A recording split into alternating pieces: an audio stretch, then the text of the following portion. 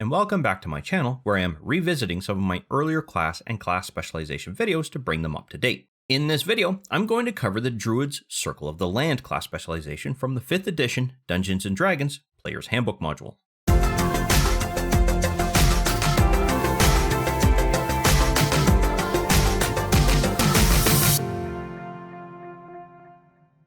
Generally speaking, Druids are usually seen as having a strong connection to nature and revels in traditions as old as time. This class specialization helps foster those traditions because the mystics and sages that choose to take on this particular role generally work to safeguard old knowledge and ancient rites. They do this in secret, however, in areas well out of reach from prying eyes and ears within sacred groves of stones or trees, and speaking a druidic language known only to other druids. As a result of this, the magic cast by a druid of this class specialization is generally rooted in nature through the land, with a very strong connection to where your character first learned how to use magic. As a druid, your character is going to acquire the class specialization starting at level 2, and this is when you get to choose your circle, which is what a class specialization is called for a druid. I usually advise any player who intends to use a druid for a campaign to consider their character's background, and to include some form of tradition that might relate to the class specialization they intend to take. This is because it's going to help them connect with the class, and invest a little bit of themselves into their character, ensuring that they are going to enjoy playing through a given campaign as a druid. With respect to this class specialization, however, there is another reason, and we'll get to that a little bit later on in the video. With that, however, let's go through the various features gained as part of this class specialization and help you get familiar with how a druid will work in Fantasy Grounds Unity from the point of view of this circle. And just as a reminder, I will not be covering any based druid features in this video. Those have already been covered in other videos, which you can find in the description below. Before we get into the various features your character is going to gain when they choose their circle, I'm going to go ahead and quickly begin the process of leveling up our character, but I'm not going to finish it because it's going to be relevant to specific sections of this video. So all I have to do is hit level up, and that's going to begin the process of enabling our character to choose their circle. All we have to do is expand out this box here in order to gain access to the specialization selection, in this case, Circle of the Land. And as soon as we do that, we can see that we're going to acquire 2 new features, which we will cover in a moment. With respect to the bonus cantrip, however, you don't get to choose that here. You do, however, get to choose it when you can access the spell selection. So I'm going to hold off doing that right at the moment. And as for natural recovery, again, this is just an information box that you get to see what feature you're gaining. So before I go any further, I'm going to go ahead and choose spells. With respect to the bonus cantrip, you can actually still choose this during the character upgrade process. I'm just going to shift this over here so that we can see this as well as this. By default, our character gains access to 2 cantrips. You can see that here in this table, and that only increases by 1 every 4 at levels 4, at level 10, and that's pretty much it. Our character's implicitly being granted an extra cantrip. That means that by the time we hit level 20, specifically, actually, by the time we hit level 10, we will have gained access to 5 cantrips total. And that means that at level 2, our character actually does have the ability to have 3 cantrips, despite the fact that it's showing a limit of 2 here. I can go through and add in any cantrip that I want here. The problem is that I'm not always recalling which cantrips I've already got. So in this particular case, I'm actually just going to choose Poison Spray because it's kind of like me to choose Guidance or Thorn Whip, but also even Mending, possibly even Druid cast or Craft, as well as Shillelagh. So I'm not entirely certain which one I actually have. So if I already have this as a particular cantrip selection, I'll change it out after the fact. However, I am going to commit this change, and then I'm going to save this so that we can actually go through and see if the cantrip was added successfully, and it was. So it looks like I had Druidcraft and Shillelagh, which is like me, so that's entirely possible. However, that's all you literally need to do with respect to adding your bonus cantrip. You don't have to do it again because you're not gaining this feature again, and it's a one-time bonus. If you recall, also at Druid level 2, your character gains access to the natural recovery feature, allowing your character to use a short rest to regain some of their spent spell slots. The way this works is actually quite simple and is based entirely on your Druid level. When you plan to use this feature, you will take your character's Druid level, which in this case is level 2 for our character, and divide it by 2. If, however, you are at a position where you're ending up with a decimal value, say 2.5, you will round up. And this is going to give you the total number of spell slot levels that you can recover. For instance, at level 2, this means your character can recover a single level 1 spell slot. But at Druid level 3, you would actually be able to translate this into 2 level 1 spell slots or 1 level 2 spell slot, because 3 divided by 2 is 1.5, and because you get to round up, it would equal 2. And while this isn't an action per se, there is the need to track the use of this feature. And the good news for us is that Fantasy Grounds, if you're running a more recent version of Fantasy Grounds, does in fact take care of dealing with that for us. You can see this little pip here, it has already prepared the number of uses for us. And as this is a once per day feature, you only get to use it once daily, which means you would need to complete a long rest in order to be able to regain the use of recovering a particular spell slot. However, if you are connected to a Dungeon Master system that is still running an older version of Fantasy Grounds because they want to finish a campaign before they actually do an upgrade, which is quite reasonable, all you have to do is drag and drop this into your character sheet. And I'm not going to drop it down into here because I'll be getting rid of this in a moment. I'm just doing this to show you how to set it up. Once it's there, all you have to do is simply click the preparation section and simply type in a 1 here to be able to gain access to that pip. So it's not an overly complicated process to deal with. However, I do not need that there, so I'm going to go ahead and remove that, and that should clear out the extra field that we had received as well. And just ignore the fact that there was the word test that went there, and it's now called half elf because I apparently left this in a test state when I created this character first, so I just cleaned that up. Druid level 3 is the reason why, in this particular class specialization's case, I ask my players to consider a bit of their character's history and especially choose where their character first decided to become a druid. And it all relates to this circle spells feature. And that is because the spells that your character is going to gain is going to be completely dependent on the biome that your character first became a druid, if you will. And I'll get into that in a moment. The first thing I want to do is actually level our character up. So I'm going to go ahead and begin that process. You will see here that we do gain access to the feature. What we don't gain access to is the selection, which means we need to manually configure this once this is added to our character sheet.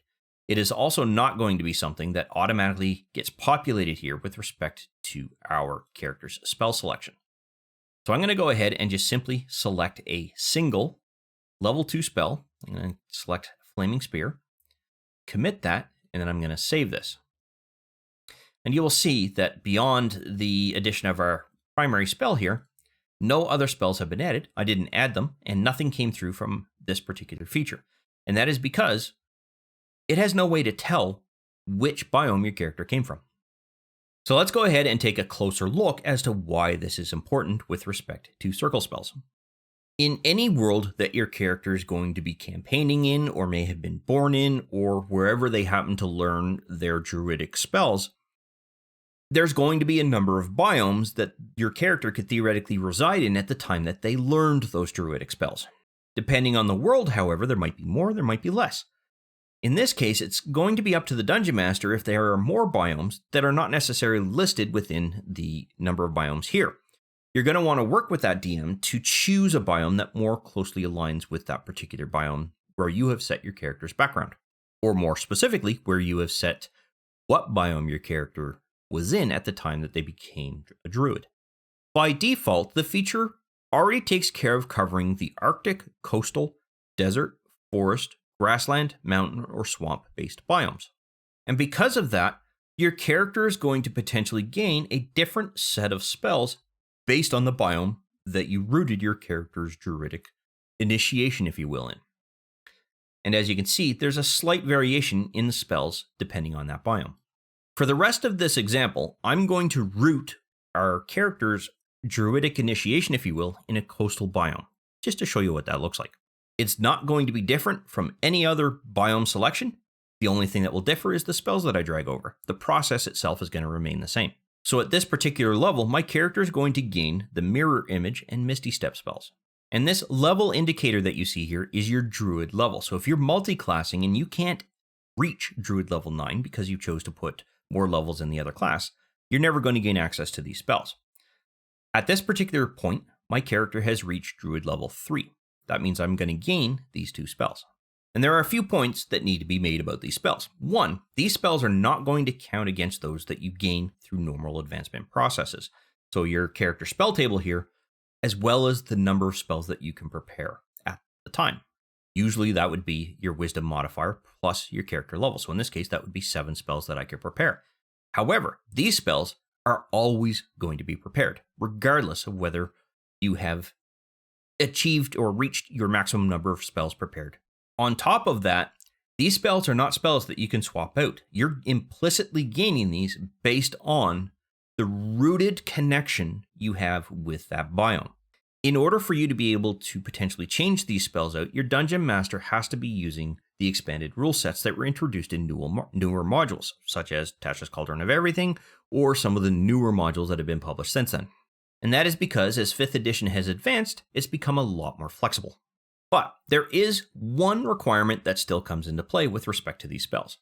You have to have an available spell slot to be able to cast them. So if these are level 2 spell slots, if these are level 2 spells, that means that I could theoretically cast them twice before I can no longer have the ability to cast them.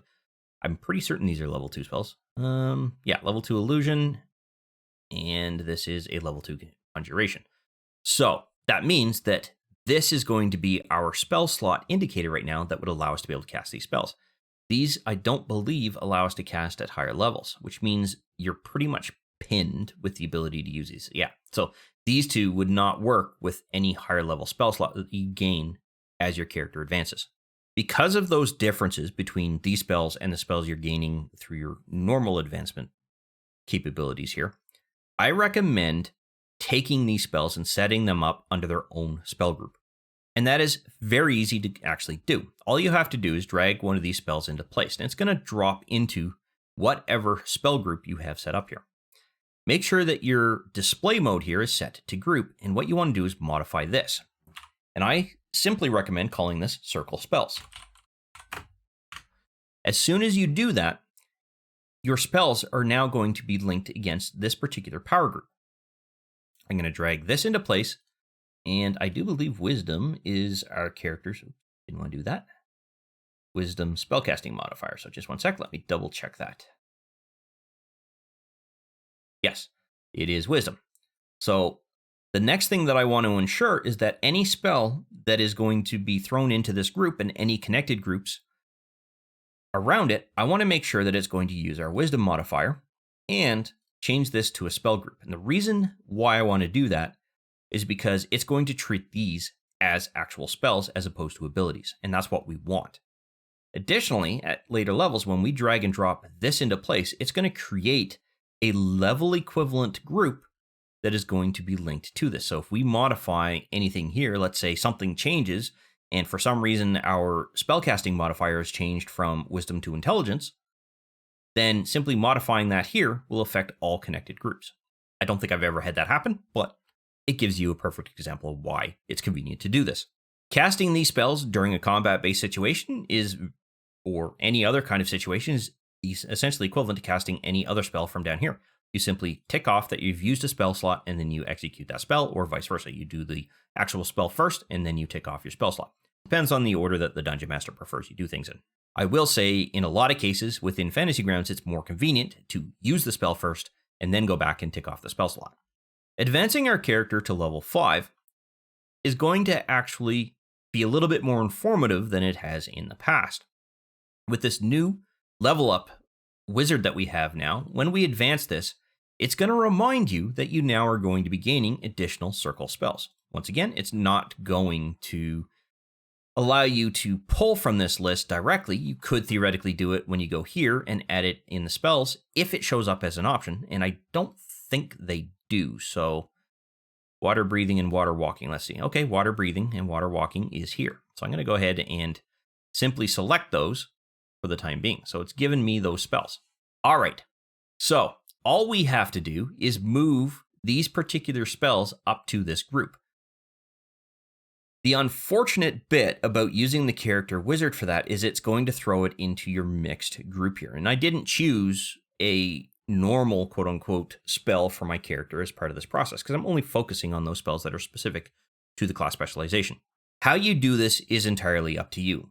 I myself would recommend not selecting them during that level up process so that you can simply drag and drop these into, whoops, that's not where I want that to go. Let me get rid of that one. Simply drag and drop these into this particular spell group here because it's going to automatically link it to this particular group. We're not going to have to worry about changing anything. So if we look here, Wisdom is already set up. It's already configured as a spell group. We don't have to do anything. Whereas here, you have to drag these over, change these groups. It may not necessarily link to circle spells here. It might create a separate group called circle spells, and it could introduce other problems. So I recommend not using the wizard to add those spells because of that. With character level 6, we're going to gain access to a new feature called Land's Stride. So let's go ahead and just quickly level up. Commit, save, and we should see that Land Stride is going to pop up here. So let's go ahead and take a look at what Land Stride actually is. What this feature is going to do is it's going to give your character some advantages when dealing with difficult terrain and other forms of impediments that affect movement. As your character travels through a given region, be it a local map that has non-magical terrain that is usually classified as difficult terrain, or some other region at a worldly level that is classified as difficult terrain, your character and only your character will suffer no movement penalties or suffer any damage if they happen to be moving through a plant-based hazard, such as thorns. However, those party members that are traveling alongside you are still going to suffer those penalties as well as the potential of that damage if they're passing through thorn bushes, as this feature does not apply those benefits to anyone else other than your own character. If your character becomes affected by a magically generated plant, such as someone using the entanglement spell, and those plants are meant to impede movement, your character is going to be able to roll any saving throw that is caused by those with advantage.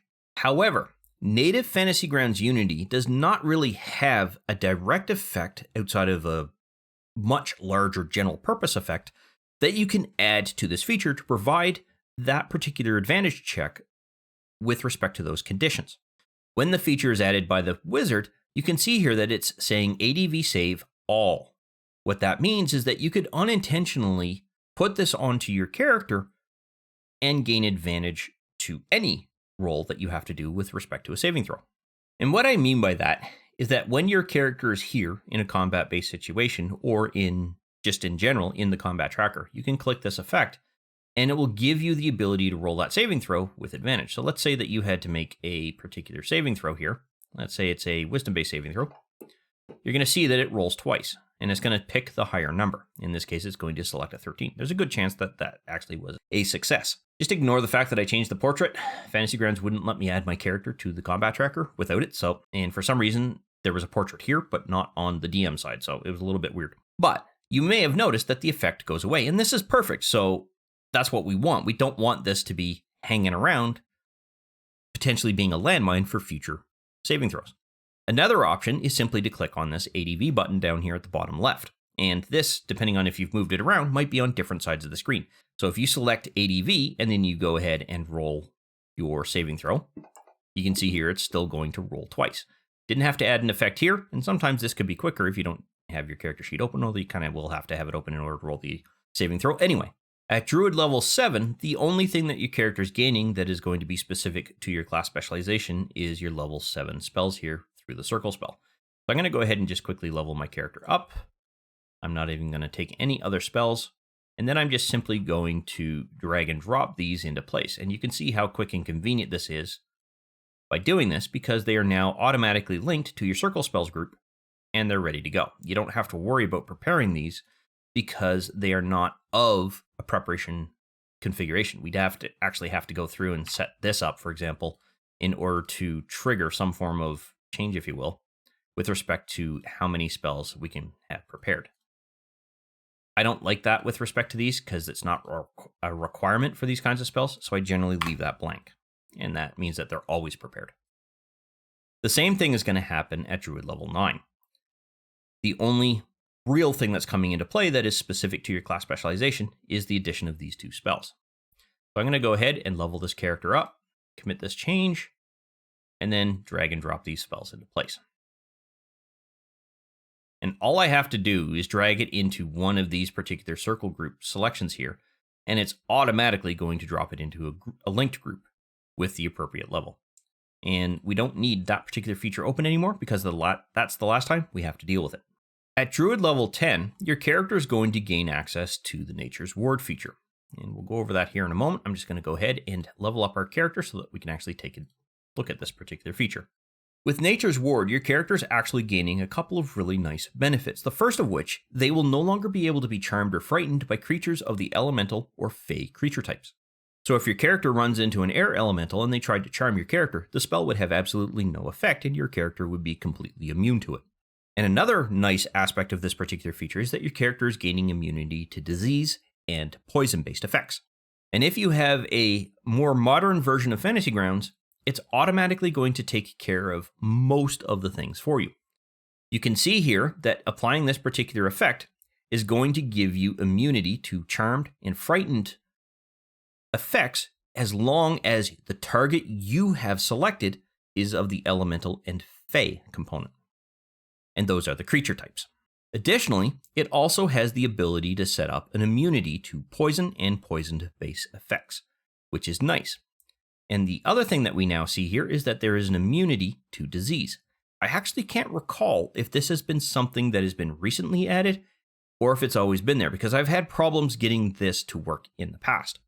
Regardless, it's nice to see that here. And what this gives us is the ability to go ahead and add these particular effects to our character inside of the combat tracker with little effort. So that once we know that we've got an incoming elemental potentially casting us, we have to make sure that they're targeted. So I don't have one here, but let's say that this zombie is an elemental. It's not, but we'll use that as an example. Then if they were to cast any of those particular spell effects on us, it wouldn't work because we're immune to them. In addition to that, if they throw a disease at us or something that's going to poison us, we would be immune. And you can apply both of these at the same time. And these are permanent passive effects, which means that as soon as your character is dropped into the combat tracker, you can add these two effects and they just simply stay there.